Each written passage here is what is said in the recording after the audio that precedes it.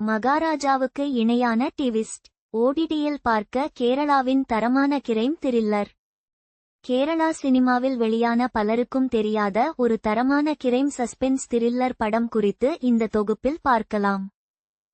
கேரளா சினிமாவில் 2020ஆம் ஆண்டு ஆனா பெண், ரோஷன் மேத்யூ, ஸ்ரீநாத் பெசி நடிப்பில் வெளிவந்து நல்ல வரவேற்பை பெற்ற விறுவிறுப்பான சஸ்பென்ஸ் த்ரில்லர் படம்தான் கப்பேலா. கேரளாவில் ஒரு கிராமத்தில் வாழ்ந்து வரும் நாயகி காதலனுக்காக ஊரை விட்டு ஓடுகிறாள். அங்கு இவர்கள் இருவரையும் ஒருவன் ஃபாலோ செய்கிறான்.